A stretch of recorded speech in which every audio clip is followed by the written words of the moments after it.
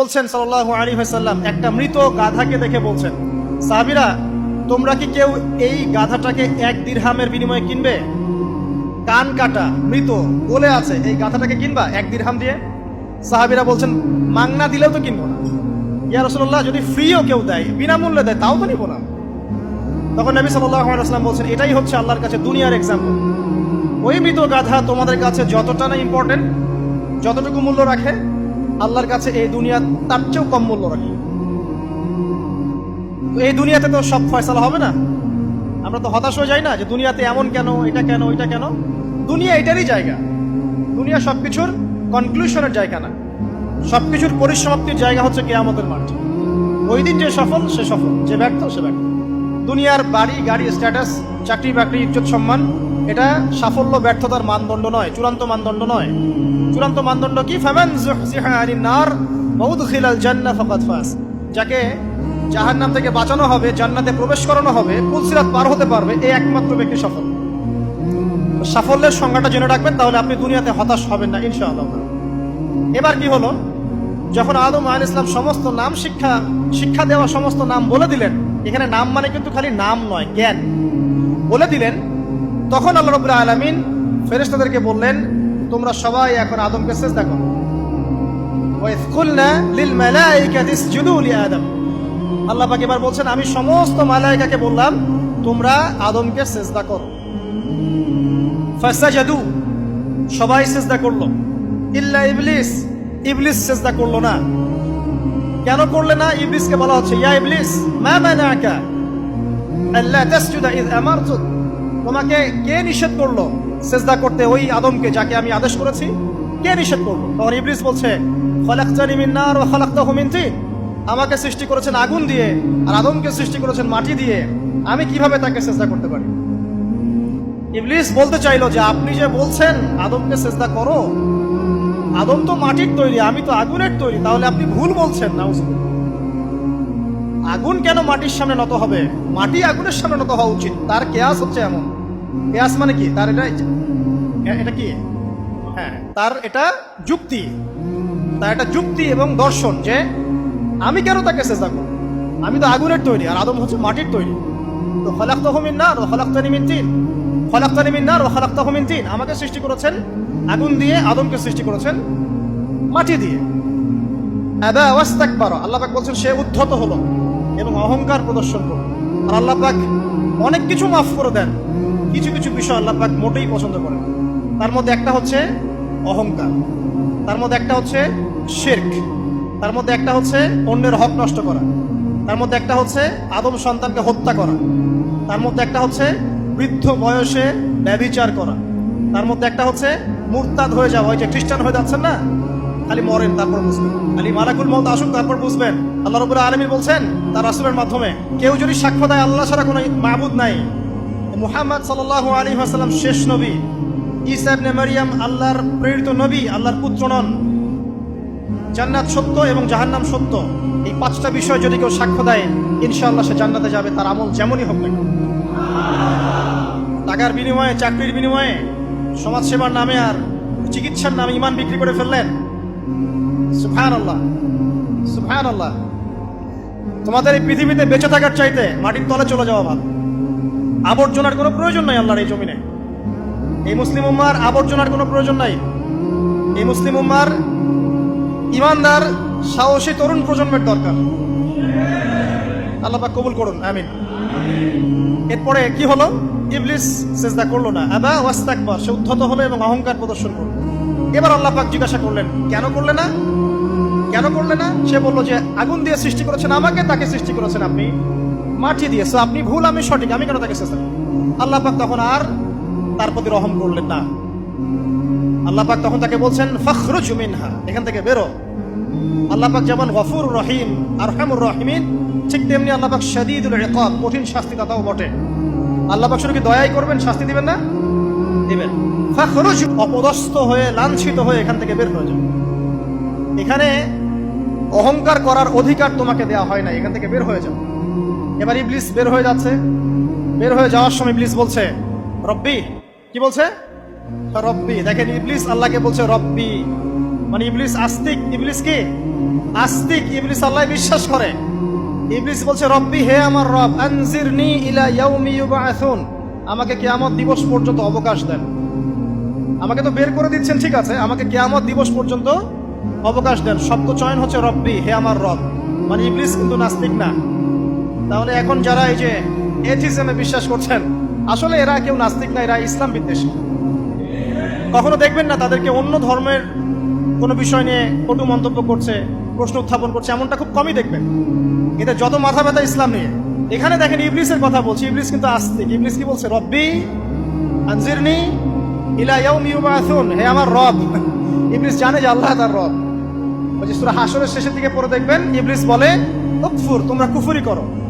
তারপরে মানুষ যখন কুফরি করে সে বলে আমি ইন্নী আখাফুল্লাহ রাব্বাল আলামিন, আমি আল্লাহকে ভয় করি যে জগৎ সমূহের প্রতিপালক। শয়তানকে মানুষকে জিজ্ঞাসা করবে জাহান্নামীরা, তুমি আমাদেরকে পথভ্রষ্ট করেছে। শয়তান বলবে আমি কিচ্ছু করি নাই, আমি তোমাদেরকে কোনো কাজে ফোর্স করি নাই, আমি শুধু তোমাদেরকে ওয়াসওয়াসা দিয়েছি, তোমরা নিজেরাই কাজ করছো। ফালা তালুমুনি ওয়ালুমু আনফুসাকুম, সূরা ইব্রাহিম পড়ে দেখেন। শয়তান বলবে তোমরা আমাকে লানত করো না, নিজেদেরকেই লানত করো, আমি তো তোমাদেরকে বাধ্য করে কাজ করাই নাই, তোমরা নিজেরাই করেছো এই কাজ। আসুন সামনে যাই। এবার আল্লাহ পাক যখন ইবলিসকে বের করে দিলেন, সে বলছে আমাকে কিয়ামত পর্যন্ত অবকাশ দিন। কিয়ামত পর্যন্ত অবকাশ নিয়ে ইবলিস কি করবে? উত্তর, ইবলিস বলছে ফাবিমা আগওয়াইতানি, হে আল্লাহ, যে কারণে বা যে আদমের কারণে আপনি আমাকে এখান থেকে বের করে দিলেন, লাআকউদান্না লাহুম সিরাতাকাল মুস্তাকিম, আমি সে আদম সন্তানের সরল পথে ওত পেতে বসে থাকবো। শয়তানের কথা কি মনে থাকবে যুবক ভাইরা? শয়তানের চ্যালেঞ্জ কি? আমি আদম সন্তানের সরল পথে ওত পেতে বসে থাকবো, মানে আমার আপনার সবার পথে সে ওত পেতে বসে আছে। এটা যদি মাথায় থাকে তাহলে জীবনে চলা সহজ হয় না? আর কি করবো? সুম্মা লাআতিয়ান্না মিন বাইনি আইদিহিম, শুধু বসেই থাকবো না, আমি আসবো তাদের সামন থেকে, ওয়া মিন খালফিহিম, তাদের পিছন থেকে, ওয়া আন আইমানিহিম, তাদের ডান দিক থেকে, ওয়া আন শামাইলিহিম, তাদের বাম দিক থেকে, ওয়ালা তাজিদু আকসারাহুম শাকিরিন, হে আল্লাহ, আপনি বেশিরভাগ আদম সন্তানকে শুকরগুজার পাবেন না। কার কথা? শয়তানের এই কথাটা কি সত্য না মিথ্যা? এখন বেশিরভাগ লোক নামাজ পড়ে না পড়ে না? পড়ে পড়ে না। বেশিরভাগ মুসলিমের দাড়ি আছে না নাই? বেশিরভাগ মুসলিম সুদ খায় না খায় না? এখন বেশিরভাগ তরুণ প্রজন্ম জেনায় আছে না নাই? পর্নোগ্রাফি সবাই দেখে না দেখে না? অন্যের সম্পদ আত্মসাৎ মানুষ করছে না? দুর্নীতি করছে না? ঘুষ খাচ্ছে না? ইসলামের বিধান 100% পালন করে কত পার্সেন্ট মানুষ? খুব কম। আচ্ছা বাদ দেন এত বড় বড় কথা, শুধু কোরআনুল কারীম তেলাওয়াত করতে পারে কতজন মানুষ? বলি না আমরা 90% মুসলিমের বাংলাদেশ, তো 90% মুসলিমের বাংলাদেশে কত ভাগ মুসলিম কোরআন তেলাওয়াত করতে পারে? একটা শুমারি করে দেখেন, কোরআন শুমারি। এটা কোরআন শুমারি করে দেখেন যে কত পার্সেন্ট মুসলিম শুদ্ধ করে কোরআন পড়তে পারে। যারা পড়তে জানে তাদেরও পড়া যে কত ভুল আছে, আলেম ওলামার কাছে গেলে বুঝতে পারবেন। আর এই ভুলের কারণে যে অর্থ কত পরিবর্তন হচ্ছে আপনি তো জানেনই না। তো এই যে শয়তান বলেছে ওয়ালা তাজিদু আকসারাহুম শাকিরিন, আপনি বেশিরভাগই শুকরগুজার পাবেন। তো কথা সত্য না মিথ্যা? দেখেন ও কিন্তু তার মিশনের মধ্যে ঠিকই আছে। কথা যে সত্য তার প্রমাণ সহিহ বুখারীর একটা হাদিস, যেটা 4 বার এসেছে বুখারীর মধ্যে, যে আদম আলাইহিস সালামকে ডাকা হবে কিয়ামতের মাঠে, ডেকে বলা হবে তোমার সন্তানদের মধ্য থেকে জাহান্নামীদেরকে আলাদা করে দাও। আদম আলাইহিস সালাম বলবেন কতজনকে আলাদা করে দিব? আল্লাহ পাক বলবেন প্রতি 1099 জনকে জাহান্নামের জন্য আলাদা করে দাও। শয়তানের কথা ঠিক না বেঠিক? এবার আল্লাহ রাব্বুল আলামিন তাকে বের করে দিলেন। ইবলিস এবার বের হয়ে গেল, চ্যালেঞ্জও করলো। এবার আল্লাহ পাক আদম আলাইহিস সালামকে ডেকে বলছে ইয়া আদম, এবার আদম আলাইহিস সালামের এই যে পাঁজর মানে বুকের পাঁজর, এখান থেকে তার সঙ্গিনীকে সৃষ্টি করা হলো। কারণ আদম আলাইহিস সালাম একাকী ছিলেন, একা কি থাকা যায়? একা থাকতে কষ্ট হয় না? একজন জীবন সঙ্গী লাগে না? তো আদম আলাইহিস সালামের এই বাম পাঁজরের হাড় থেকে হাওয়া আলাইহিস সালামকে সৃষ্টি করা হলো। সৃষ্টি করার পর আরো একটা ঘটনা আছে যে আল্লাহ রাব্বুল আলামিন আদম আলাইহিস সালামের পিঠের যে অংশটুকু আছে, এই অংশটুকু থেকে আগামীতে যত আদম সন্তান আসবে সবাইকে ছোট ছোট পিঁপড়ার আকৃতিতে সামনে নিয়ে দেখালেন। সুবহানাল্লাহ। যত আদম সন্তান আসবে আল্লাহ পাক সবাইকে আদমের সামনে দেখালেন। এবং বললেন এই যে শুভ্র অংশ যারা, মানে সাদা অংশ যারা, তারা তোমার সন্তানদের মধ্য থেকে সবাই জান্নাতি। আর তোমার এই যে বাম পাশে যেগুলো কালো কালো ছোট ছোট আকৃতি দেখছো, এগুলো সব তোমার সন্তানদের মধ্য থেকে জাহান্নামী। আমরা দোয়া করি আমরা তাদের অন্তর্ভুক্ত না হই। এবার আল্লাহ পাক সবাইকে বললেন, সূরা আরাফের মধ্যে আসছে 182 নম্বর আয়াতে মনে হয়, আল্লাহ পাক বলেন আলাস্তু বিরাব্বিকুম, হে আদমের সন্তানরা, আমি কি তোমার রব নই? আমি কি তোমাদের রব নই? আলাস্তু বিরাব্বিকুম, আমি কি তোমাদের রব নই? আলাস্তু বিরাব্বিকুম, আমি কি তোমাদের রব নই? আমরা সবাই তখন বলেছিলাম বালা ইয়া রব্বি, অবশ্যই আপনি আমাদের রব। আমরা এখন ভুলে গেছি না? আমরা সবাই এই সাক্ষী দিয়ে আসছি রুহের জগতে। আর রুহের জগৎ বলে একটা জগৎ আছে, অনেক জগৎ আছে। রুহের জগৎ একটা, দুনিয়ার জগৎ একটা, জিন জাতির জগৎ আলাদা, বারজাখ পরকালে যে কবরে রাখার পরে বারজাখের জগৎ একটা, আর দারুল করার যেটা হবে একদম জান্নাত জাহান্নাম, ওটা আরেকটা জগৎ। এই যে মহাবিশ্ব যে সম্প্রসারিত হচ্ছে, এক এক গ্যালাক্সিতে এক একটা জগৎ না, এরকম বহু জগৎ আছে। রুহের জগতে আমরা এই ওয়াদা আল্লাহর কাছে করে এসেছি। এটাকে আহদে আলাস্তু বলে। কি বলে? আহদে আলাস্তু, মানে আলাস্তু বিরাব্বিকুম, আমি কি তোমাদের রব নই? আমরা বলেছিলাম হ্যাঁ আপনি আমাদের রব। একটা মজার কথা আছে এখানে, যখন আদম আলাইহিস সালাম দেখছিলেন তার সন্তানদেরকে সাদা সাদা আকৃতি ছোট ছোট, এর মধ্যে একটা সন্তানকে দেখে, একজন সন্তানকে দেখে তার প্রচন্ড ভালো লেগেছিল এবং তিনি অত্যন্ত সুদর্শন ছিলেন। তাকে দেখে তার প্রচন্ড রকম ভালো লেগেছিল। আল্লাহ পাককে তিনি জিজ্ঞাসা করলেন, হে আল্লাহ, আমার সন্তানদের মধ্যে কে, এই সুন্দর সন্তান কে? আল্লাহ পাক বললেন, সে হচ্ছে তোমার সন্তান দাউদ। কি নাম? দাউদ আলাইহিস সালাম। আর আপনাকে বলে রাখি, আদম আলাইহিস সালামের ব্যাপারে যেমন আল্লাহ পাক বলেছেন আদম আমার খলিফা, ঠিক দাউদ আলাইহিস সালাম সম্পর্কেও আল্লাহ পাক বলেছেন দাউদ আমার খলিফা। বুঝতে পারলেন? কোথায় আছে? সূরা সাদ পড়ে দেখেন। ঠিক আদম আলাইহিস সালাম সম্পর্কে আল্লাহ পাক বলেছেন না যে আমি পৃথিবীতে খলিফা পাঠাচ্ছি, ঠিক দাউদ আলাইহিস সালাম সম্পর্কেও আল্লাহ পাক বলেছেন দাউদ আমার খলিফা। ইয়া দাউদ ইন্না জাআলনাকা খলিফাতান ফিল আরদ ফাহকুম বাইনান নাসি বিল হক ওয়া লা তাত্তাবি'ল হাওয়া। আয়াতটা পড়ে দেখবেন, ওইদিকে আমি পরে আসছি। তো ওই সন্তানকে দেখে তার এত ভালো লাগলো, আল্লাহর কাছে তিনি জিজ্ঞাসা করছেন, হে আল্লাহ, আমার এই সন্তানের হায়াত কত? আল্লাহ পাক বলছেন, তোমার এই সন্তানের হায়াত হচ্ছে 60 বছর। কত বছর? 60 বছর। আর আমাদের উম্মতে মুহাম্মাদের কিন্তু গড় আয়ু এরকম 60-65, এর বেশি না গড় আয়ু। তখন আদম আলাইহিস সালাম বলেন, আল্লাহ, আমার হায়াত থেকে তাকে 40 বছর দিয়ে দাও। আমার হায়াত থেকে তাকে 40 বছর দিয়ে দাও। আল্লাহ পাক তাকে 40 বছর দিয়ে দিলেন। তাই আদম আলাইহিস সালামের 1000 বছর হায়াত হয়ে গেল 960 বছর, আর দাউদ আলাইহিস সালামের 40 বছর হায়াত হয়ে গেল 100 বছর। এখন আসেন এই জায়গায় যে আদম আলাইহিস সালাম এবং দাউদ আলাইহিস সালাম দুইজনকে আল্লাহ পাক কি বলেছেন? খলিফা। খলিফা কে? খলিফা কাকে বলে? এটা একটু শুনে নি ছোট্ট করে। সূরা সাদ পড়বেন 24 কি 26 নম্বর আয়াত। আল্লাহ পাক বলছেন, ইয়া দাউদ, হে দাউদ, খলিফার কাজ কি এটা শোনেন। হে দাউদ, ইন্না জাআলনাকা খলিফাতান ফিল আরদ, নিশ্চয়ই আমি আল্লাহ তোমাকে পৃথিবীতে খলিফা করেছি। কি করেছি? খলিফা করেছি। তোমার কাজ কি? ফাহকুম বাইনান নাসি বিল হক, মানুষের মাঝে আল্লাহর বিধান দ্বারা হকের মানদণ্ডে বিচার ফয়সালা করবে। আর আল্লাহর খলিফার দায়িত্ব কি? আল্লাহর বিধান দ্বারা বিচার ফয়সালা করা। ওয়ালা তাত্তাবি'ল হাওয়া, তুমি নিজের প্রবৃত্তির অনুসরণ করবে না। ফায়ুদিল্লাকা আন সাবিলিল্লাহ, তাহলে তোমাকে এটা সরল পথ থেকে বিচ্যুত করে দেবে। ইন্নাল্লাযীনা ইউদিল্লুনা আন সাবিলিল্লাহ, নিশ্চয় যারা আল্লাহর পথ থেকে বিচ্যুত হয়ে যায়, লাহুম আযাবুন শাদীদ, তাদের জন্য কঠিন শাস্তি আছে। বিমা নাসু ইয়াউমাল হিসাব, এই কারণে যে তারা হিসাবের দিনটা ভুলে গেছে। এই আয়াত থেকে খলিফার ফাংশন বুঝতে পারলেন? খলিফার ফাংশন কি? আপনি যা ইচ্ছা তাই ফয়সালা করবেন, নিজের মন গড়া যা ইচ্ছা রচনা করবেন। ফাহকুম বাইনান নাসি বিল হক, মানুষের মধ্যে হকের মানদণ্ডে বিচার ফয়সালা করুন। হকটা কি জিনিস? আমার দর্শন হক, আমার ফিলোসফি হক, আমার যুক্তি, আমার বিজ্ঞান, এগুলোই হকের মানদণ্ড। হকের মানদণ্ড কি? কোথায় উত্তর আছে? কোরআনেই উত্তর আছে। কোন সূরা? সূরা কাহফ। কত নম্বর আয়াত? আয়াত নাম্বার 29। আল্লাহ পাক বলছেন, ওয়াকুলিল হাক্কু মির রাব্বিকুম, হক সেটাই যা তোমার রবের পক্ষ থেকে নাযিল। কথা কি ক্লিয়ার? হক কি জিনিস? যা তোমার রবের পক্ষ থেকে নাজিল হয়। ফামান শাআ ফালইউমিন, যার ইচ্ছা হয় সে স্বীকার করুক। ওয়ামান শাআ ফালইয়াকফুর, যার ইচ্ছা হয় সে অস্বীকার। ইন্না আ'তাদনা লিযালিমিনা নারান, অস্বীকারকারী জালেমদের জন্য আমি আগুন প্রস্তুত করে রেখেছি। তো এখানে আপনি হকের সংজ্ঞা পেলেন এবং হকের মানদণ্ডে বিচার ফয়সালা করলে পরে খলিফা হয়। যদি আল্লাহ পাকের হকের মানদণ্ডে কেউ ফয়সালা না করে সে আল্লাহর খলিফা নয়, সে শয়তানের খলিফা। কথা কি ক্লিয়ার? আচ্ছা, এখন যদি আপনি বাধ্য হন কোনো ক্ষেত্রে সেটা আলাদা বিষয়, বাধ্য হয়েছেন সেটা আলাদা বিষয়, কিন্তু আকীদা স্পষ্ট থাকতে হবে যে আল্লাহ রাব্বুল আলামিনের বিধান চূড়ান্ত, এর উপর কোনো বিধান নাই। এখন আপনি আদম এবং দাউদ আলাইহিস সালামের মধ্যে একটা সম্পর্ক বুঝতে পারলেন।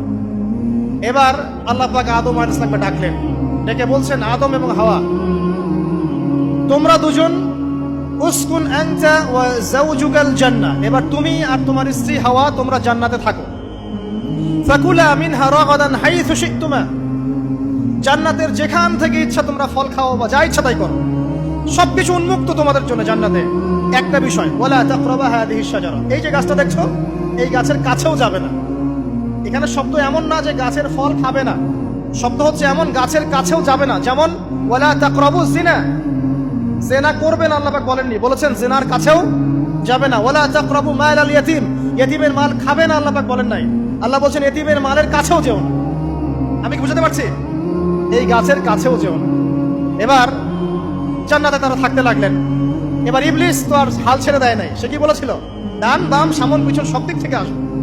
সে এসে ওয়াসওয়াসা দেয়। কি ওয়াসওয়াসা দেয়? হে আদম হাল আদুল্লুকা, আমি কি তোমাকে বলে দিব, আলা শাজারাতিল খুলদ ওয়া মুলকিন লা ইয়াবলা, হে আদম আমি কি তোমাকে বলে দিব এমন একটা গাছের কথা যেই গাছের ফল খেলে পরে তুমি চিরস্থায়ী জীবন লাভ করবে, কোনোদিন মারা যাবে না। এই চিরস্থায়িত্বের টোপ দিচ্ছে কে? এই চিরস্থায়ী ক্ষমতার টোপে মানুষ পথ হারাচ্ছে না পৃথিবীতে। ওয়া মুলকিন লা ইয়াবলা, এমন রাজত্ব পাবে যেই রাজত্ব কখনো ক্ষয় হবে না। চিরস্থায়িত্বের টোপ, রাজত্বের টোপ, এই দুটোই হচ্ছে পৃথিবীতে মানুষকে পথভ্রষ্ট করার শয়তানের অস্ত্র। কথা মনে বুঝতে পারেন না? আমার মাথার উপর দিয়ে যাচ্ছে, বুঝতে পারবেন ইনশাআল্লাহ। তো টোপ দিচ্ছে দুইটা, হাল আদুল্লুকা আলা শাজারাতিল খুলদ ওয়া মুলকিন লা ইয়াবলা। করতে করতে করতে করতে একদিন সত্যি সত্যি আমাদের পিতামাতা সেই গাছের কাছে চলে গেলেন। যখনই চলে গেলেন, ফালাম্মা যাকাশ শাজারা, যখন তারা গাছের কাছে চলে গেলেন, বাদাত লাহুমা সাওআতিহিমা, তাদের পরনে যে জান্নাতি কাপড় ছিল ধাপাস করে খুলে পড়ে গেল। ইন্না লিল্লাহি ওয়া ইন্না ইলাইহি রাজিউন। আমাদের পিতামাতাকে পুরো মহাবিশ্বে ফেরেশতাদের সামনে জান্নাতে নগ্ন করে দিল ইবলিস। আমি মনে বুঝাতে ব্যর্থ হচ্ছি। আমাদের পিতামাতাকে জান্নাতে ফেরেশতাদের সামনে, সবার সামনে নগ্ন করে কাপড় খুলে ফেললো কে? ইবলিস। তো এখন যে কাপড় খোলার সংস্কৃতি চলছে, কারা এরা? ওরা জিন শয়তান, এগুলো মানুষ শয়তান। শয়তান দুই প্রকার, মিনাল জিন্নাতি ওয়ান নাস, জিন শয়তান আর মানুষ শয়তান। ওই জিন শয়তান এদেরকে ওয়াসওয়াসা দিয়ে দিয়ে নগ্ন করেছে। এরা এখন নগ্নতার আন্দোলন শুরু করেছে এবং আমি জানি কয়দিন পরে এটা বিকিনি পরেও ঘুরবে। অবাক হচ্ছেন? এই আমাদের আলামতের মধ্যে অন্যতম হচ্ছে মানুষ রাস্তার ধারে ধারে জেনা করবে, রাস্তার মনে মনে জেনা হবে।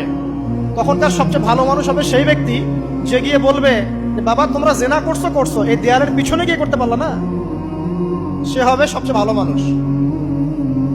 এই যে কাপড় খোলার সংস্কৃতি শুরু হয়েছে, এটা কার সংস্কৃতি? বাদাত লাহুমা সাওআতিহিমা। আল্লাহ পাক আরো বলছেন, ইয়া বানি আদম, হে আদম সন্তান, লা ইয়াফতিনান্নাকুমুশ শাইতান, শয়তান যেন তোমাদেরকে ফিতনায় ফেলতে না পারে। কামা আখরাজা আবাওয়াইকুম মিনাল জান্নাহ, ঠিক যেভাবে শয়তান তোমাদের পিতামাতাকে জান্নাত থেকে বের করে দিয়েছিল। আর কি করেছিল? কামা আখরাজা আবাওয়াইকুম মিনাল জান্নাহ ইয়ানজিউ আনহুমা লিবাসাহুমা, শয়তান তোমাদের পিতামাতার লেবাস পোশাক খুলে ফেলেছিল। ঠিক এভাবেই যেন পৃথিবীতে শয়তান তোমাদেরকে ফিতনায় ফেলতে না পারে, আল্লাহ পাক সতর্ক করছেন। এখন কি বুঝতে পারছেন? এই নগ্নতার যে 6 লাভ, নগ্নতা, অশ্লীলতা, পর্নোগ্রাফি, বেহায়াপনা, ফ্রি মিক্সিং, নারীদেরকে নগ্ন করে রাস্তায় বের করে নিয়ে আসা, এগুলো কার এজেন্ডা? শয়তানের এজেন্ডা। এর উপর কোনো কথা নাই, কারণ কোরআনের উপর কোনো সত্য নাই। এগুলোর উপরে কোনো কথা হবে না, বিকজ কোরআনের উপর কোনো সত্য নাই। আছে? নাই। কোরআনে আল্লাহ পাক বলেছেন যে শয়তান ফিতনায় ফেলেছিল, ইয়ানজিউ আনহুমা লিবাসাহুমা, শয়তান তোমাদের পিতামাতার লেবাস খুলে ফেলে দিয়েছিল। ওয়াতাফিকা ইয়াখদিফানি আলাইহিমা মিন ওয়ারাকিল জান্নাহ, তখন আমাদের পিতামাতা জান্নাতের গাছের যে এই যে পাতাগুলো আছে এগুলো ছিঁড়ে ছিঁড়ে লজ্জাস্থান থাকতে লাগলেন। ইন্না লিল্লাহ। আমাদের পিতামাতার কি দুর্দশা হয়েছিল, আমাদের পিতামাতার কি দুর্দশা, কি লজ্জা হয়েছিল তখন। চিন্তা করে দেখেন, শয়তান কাপড় খুলে ফেলে দিয়েছে। আর আমাদের পিতামাতা, আমাদের মা, আমাদের বাবা জান্নাতের এই যে পাতাগুলো ছিঁড়ে ছিঁড়ে গায়ের লজ্জাস্থান ঢাকা শুরু করেছেন, কি পরিমাণ লজ্জা চিন্তা করেন। আপনাকে যদি এখানে কেউ নগ্ন করে ফেলে, আপনি যদি না চান বিষয়টা, সবাই জোর করে আপনার কাপড় খুলে ফেলে, আপনার কেমন লাগবে? কেমন লাগবে? এই ঘটনা ঘটেছে মহাবিশ্বে, শয়তান ঘটিয়েছে। এরপর আল্লাহ পাক ডাকলেন, ডেকে বলছেন, ইয়া আদম, হে আদম, আলাম আনহাকুমা আন তিলকুমা শাজারা, হে আদম, আমি কি তোমাদেরকে দুজনকে নিষেধ করি নাই যে গাছের কাছে যাবে না? আমি কি তোমাদের দুজনকে নিষেধ করি নাই যে তোমরা গাছের কাছে যাবে না? তখন আদম আলাইহিস সালাম বুঝতে পারলেন যে তারা একটা বড় ভুল করে ফেলেছে। তারপর আল্লাহ রাব্বুল আলামিন দয়া পরবশ হয়ে আদম এবং হাওয়া আলাইহিস সালামকে কালিমা শিক্ষা দিলেন, তওবার কালিমা, যেই কালিমা দিয়ে তারা তওবা করতে পারেন। সেই কালিমা হচ্ছে রব্বানা যালামনা আনফুসানা ওয়া ইল্লাম তাগফির লানা ওয়া তারহামনা লানাকুনান্না মিনাল খাসিরিন। এই দোয়া শিখে নিয়ে আদম এবং হাওয়া আলাইহিস সালাম তওবা করলেন। আল্লাহ পাক তাদের তওবা কবুল করে মাফ করে দিলেন। কিন্তু জান্নাতে আর থাকা হলো না। আল্লাহ পাক বলেন, কুল নাহবিতু মিনহা জামিআ, এবার তোমরা সবাই মিলে এখন পৃথিবীতে নেমে যাও। আল্লাহ মাফ করে দিলেন, কিন্তু তোমরা এখন পৃথিবীতে নেমে যাও, জান্নাতে আর থাকা হবে না। খেয়াল করে দেখেন, ইবলিসও আল্লাহর আদেশ মানে নাই। আল্লাহ বলেছেন সিজদা করো, ইবলিস কিন্তু করে নাই। আবার আমাদের পিতা আদম আলাইহিস সালামকে আল্লাহ পাক বলেছেন গাছের কাছে যেও না, তারা চলে গেছেন। দুটোই কি অবাধ্যতা নয়? তাহলে ইবলিসকে চিরস্থায়ী জাহান্নামী করা হলো, আদম সন্তানকে কেন করা হলো না? উত্তর, আদম সন্তান আদম আলাইহিস সালাম তওবা করে ফিরে এসেছে, ইবলিস আসে নাই। তাই আমাদের দ্বারা পদে পদে ভুল হবেই, তওবা করে ফিরে আসলেই গুনাহ মাফ ইনশাআল্লাহ। আর যদি ইবলিসের মতো গুনার উপর গুনাহ করতেই থাকেন আর বলেন যে আমি ঠিক কাজ করছি, তাহলে ইনশাআল্লাহ ওই যে জাহান্নাম অপেক্ষা করছে। ইবলিস থেকে আল্লাহ পাক বললেন যে তুমি এবং তোমার অনুসারী যারাই থাকবে সবাইকে দিয়ে লাআমলাআন্না জাহান্নামা মিনকুম আজমাইন, তোমাদের সবাইকে দিয়ে আমি জাহান্নাম পরিপূর্ণ করব। নাউযুবিল্লাহ। এবার সবাই পৃথিবীতে নেমে আসলো। পৃথিবীতে এসেই কি আল্লাহ পাক ছেড়ে দিলেন? না। আল্লাহ রাব্বুল আলামিন বলছেন, কুল নাহবিতু মিনহা জামিআ, তোমরা পৃথিবীতে নেমে যাও। ফাইম্মা ইয়াতিয়ান্নাকুম মিন্নি হুদান, দুনিয়াতে যাচ্ছ যাও, তবে মনে রেখো যে আমার পক্ষ থেকে তোমাদের কাছে হেদায়েতের বাণী আসবে। আমার পক্ষ থেকে তোমাদের কাছে হেদায়েতের বাণী আসবে।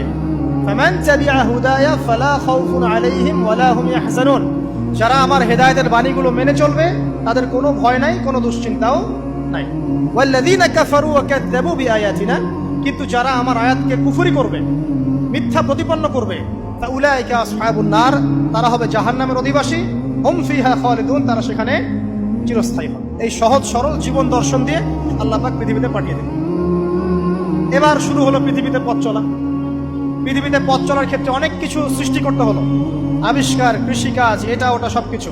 আদম আলাইহিস সালামকে আল্লাহ পাক সেই জ্ঞান ওহীর মাধ্যমে শিক্ষা দিলেন। কৃষিকাজ আল্লাহ পাক শিক্ষা দিয়েছেন, চাকা সৃষ্টি করা আল্লাহ পাক শিক্ষা দিয়েছেন, বাহন সৃষ্টি করা আল্লাহ পাক শিক্ষা দিয়েছেন।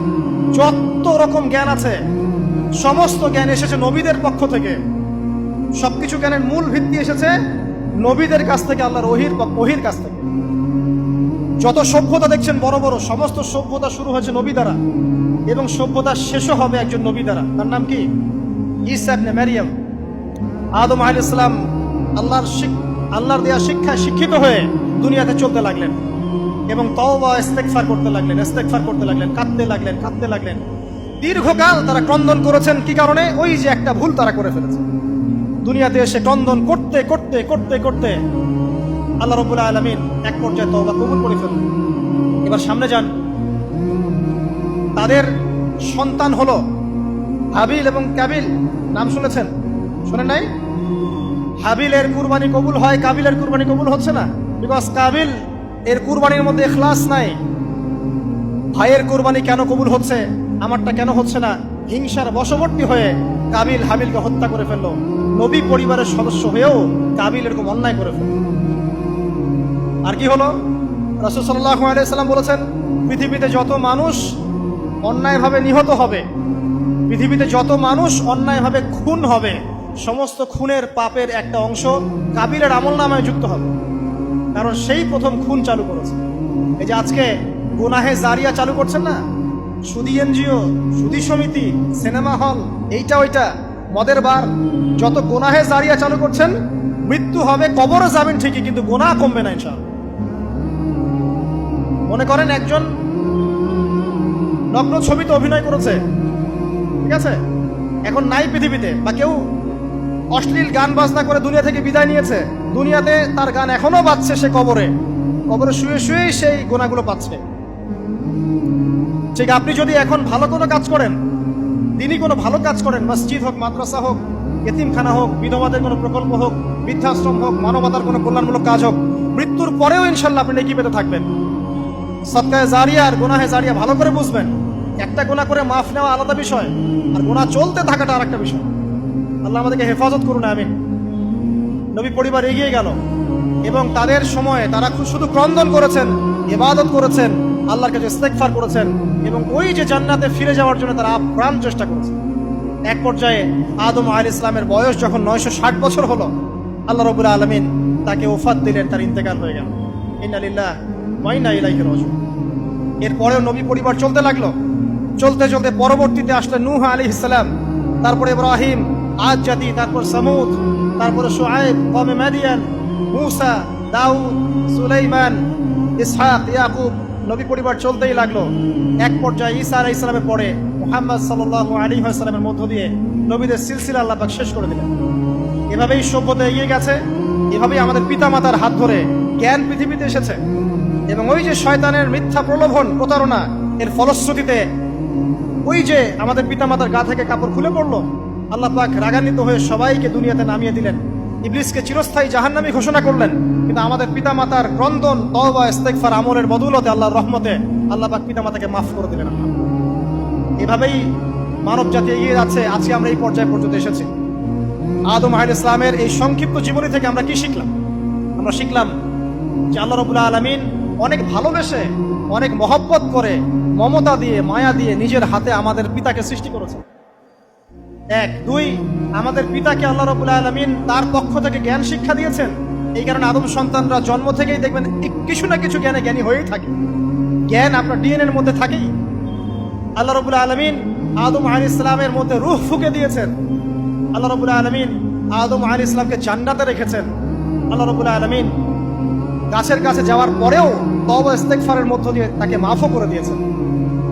আল্লাহ রাব্বুল আলামিন আদম এবং হাওয়া আলাইহিস সালামের মধ্য দিয়ে এই পৃথিবীতে মানব জাতির সিলসিলা অব্যাহত রেখেছেন এবং কিয়ামত পর্যন্ত যত আদম সন্তান আসবে তাদের জন্য আল্লাহ পাক তার পক্ষ থেকে হেদায়েত প্রেরণ করেছেন।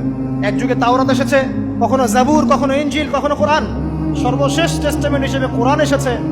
এখন যদি এই ওহীর বাণী, কোরআন এবং এর ব্যাখ্যা হাদিস আমরা মেনে চলি, ইনশাআল্লাহ তাআলা আমরা আবার সেই জান্নাতে ফিরে যাব যেখান থেকে আমাদেরকে নামিয়ে দেওয়া হয়েছে। আর যদি আমরা কোরআন এবং হাদিস বা আল্লাহর ওহীর পরোয়া না করি, এর আলোকে জীবন না করি, তাহলে ওই ইবলিসের সাথেই আমাদেরকে জাহান্নামে থাকতে হবে। নাউযুবিল্লাহ। আল্লাহ রাব্বুল আলামিন আমাদের সবাইকে কোরআন এবং সুন্নাহ, আল্লাহর ওহী মেনে চলার তৌফিক দান করুন এবং ইবলিসের খপ্পর থেকে আল্লাহ পাক আমাদেরকে বাঁচিয়ে রাখুন। ইবলিসের যত এজেন্ট আছে, ওদের যে দুরভিসন্ধি, ষড়যন্ত্র এবং শয়তানি ফাঁদ, এগুলো থেকে আল্লাহ পাক আমাদেরকে, আমাদের মা বোনদেরকে, আমাদের পরিবারের সদস্যদেরকে, আমাদের সমাজকে, রাষ্ট্রকে আল্লাহ পাক হেফাজত করুন, বাঁচিয়ে রাখুন। আমিন।